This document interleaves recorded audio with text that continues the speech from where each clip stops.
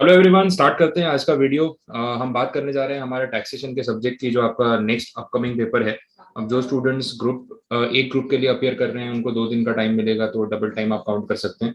और जो स्टूडेंट्स का बैक टू बैक पेपर्स हैं, बोथ ग्रुप अपियर कर रहे हैं, तो आपके लिए 1 दिन का ही टाइम अवेलेबल होगा। तो जितने भी नंबर ऑफ आवर्स अवेलेबल हैं उसमें हमें किस तरीके से कंटेंट को डिवाइड करना चाहिए, पहले क्या पढ़ना है पहले, और उसके बाद क्या कैसे प्रिपेयर करना है, तो वो सारी चीज़ें हम देख लेते हैं।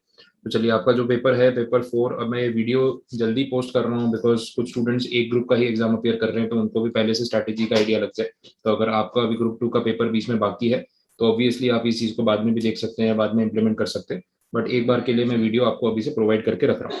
तो जो भी टाइम आपके पास अवेलेबल है, एवरेज हम मान के चल रहे हैं कि जो पर डे हमारे पास 10 आवर्स का टाइम अवेलेबल है टू रिवाइज, तो उसको किस तरीके से डिवाइड करें। तो सबसे पहले आपको आपका सिलेबस का वेटेज पता है। डीटी जो है it is of 50 marks. IDT है अगेन वो 50 मार्क्स का है, जिसमें जीएसटी एंड कस्टम्स दोनों इंक्लूडेड है।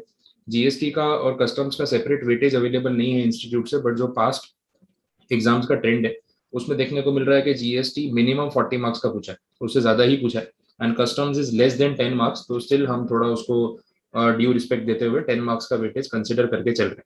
अब टाइम डिवीजन करेंगे तो पार्ट ए के लिए अगर कोई एक दिन में रिवाइज कर रहा है, बोथ ग्रुप अपियर कर रहा है, तो उसको 6 आवर्स का टाइम मैक्सिमम मिलेगा टू रिवाइज पार्ट ए।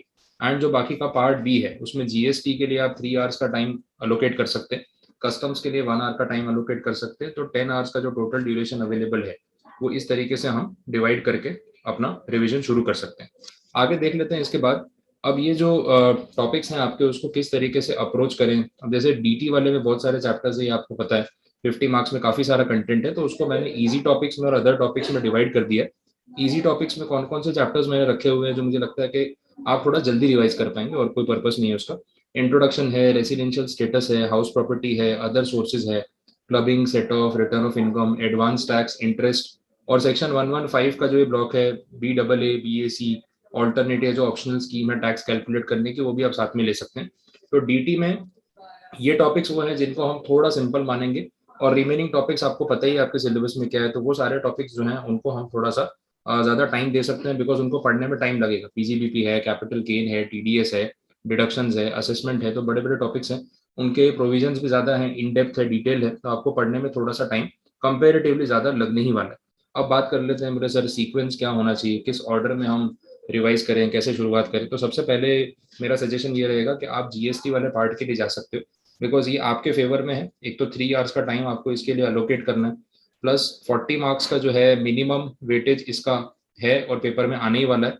और रिवाइज करने में डीटी के कंपैरिजन में नंबर ऑफ पेजेस कम, तो 40 मार्क्स कंटेंट के लिए 3 आवर्स आपके पास अवेलेबल है। तो पहले आप जीएसटी से शुरुआत करके जीएसटी पक्का कर लो, अच्छे से रिवाइज कर लो।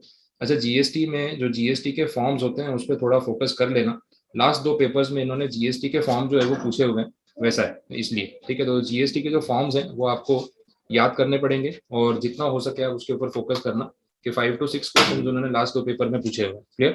इसके बाद उन्होंने बात की है, सॉरी, जो जीएसटी है उसके बाद अगर हम बात करें तो डीटी वाला जो पोर्शन है, जिसमें मैंने आपको बोला कि जो इजी टॉपिक्स है, वो इजी टॉपिक्स आप इसके अंदर एक बार रिलेट कर सकते हो, पहले उसको ले लो। उसके लिए 2 आवर्स का टाइम भी होगा, तो that is more than enough.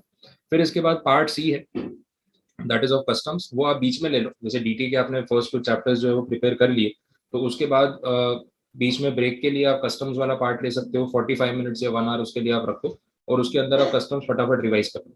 तो डीटी से थोड़ा सा ब्रेक हो जाएगा क्योंकि चैप्टर्स ऑलरेडी काफी हैवी होते हैं। फिर अगेन लास्ट में आप डीटी पे आ सकते हो, और उसके जो रिमेनिंग टॉपिक्स हैं, जो टफ वाले चैप्टर्स है, वो आप लास्ट में रिवाइज कर लो, जिसमें बड़े टॉपिक्स आपके कवर होंगे। तो इस तरीके से एक सीक्वेंस फॉलो करते करते आपका पूरा टैक्स का जो पेपर है वो आप रिवाइज कर सकते हो। पहले जीएसटी, देन डीटी के easy topics, then customs, and then last में वापस डीटी के थोड़े से डिफिकल्ट वाले टॉपिक्स। तो इस तरीके से अगर आप प्रिपरेशन करेंगे तो आपका टैक्स का पेपर जो है वो पूरा रिवाइज हो जाएगा, और कैसे भी करके आपको करना है। क्लियर। अगेन, जिनका एक ही ग्रुप है उनके लिए टाइम डबल हो जाएगा, क्योंकि आपके पास बीच में 1 दिन का गैप अवेलेबल है।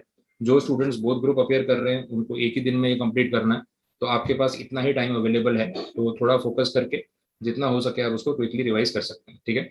So wish you all the best and thank you so much.